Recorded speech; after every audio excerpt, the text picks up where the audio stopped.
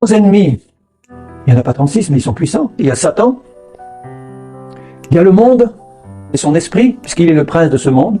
Il domine le monde. Et il a injecté dans le monde qui nous entoure, ce système humain sans Dieu, il a injecté tout son esprit à lui, de mort, de ténèbres, de mensonges, d'erreurs. C'est l'esprit du monde. L'esprit de l'Antichrist, c'est ça. C'est l'esprit de Satan, d'opposition à Dieu, d'opposition à Jésus, d'opposition à la parole du Seigneur.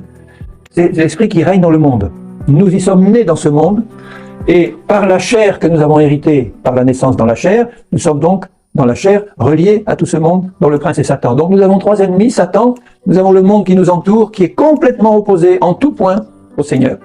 Et la chair, qui est la tête de pont du malin et du monde dans nos vies. C'est la tête de pont. Vous savez ce que c'est qu'une tête de pont?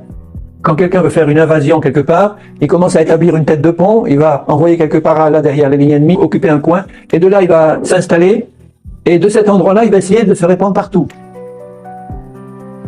Donc il faut bien comprendre que quand Jésus a dit « tout est accompli », il a d'un coup et définitivement réglé son sort à ses trois ennemis, Satan, le monde et la chair.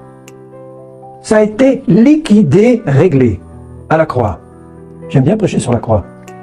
Parce que la prédication de la croix est une puissance pour le salut de ceux qui croient, et pour nous qui croyons, elle est la puissance de Dieu. La puissance, il ne dit pas l'une des puissances de Dieu, la puissance. Et quand la lumière se fait sur la croix, dans tous ses aspects, dans nos cœurs, on est définitivement libéré de Satan, du monde et de la chair.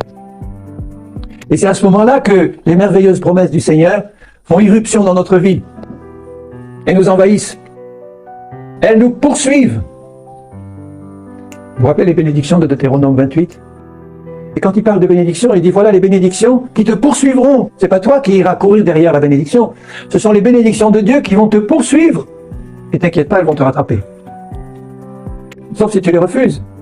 Tu peux toujours refuser les bénédictions de Dieu. Comment tu les refuses? Tu peux les refuser par incrédulité, parce que tu ne crois pas.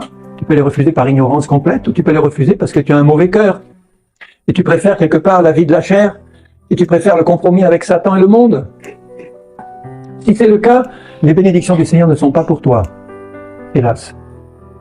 Pas parce que Dieu ne veut pas te bénir, mais parce que tu mets entre lui et toi des murs qu'il ne peut pas franchir. Il n'y a que le passage de la croix qui peut être utilisé pour que ces bénédictions passent vers toi. Parce que c'est là que Jésus a tout accompli.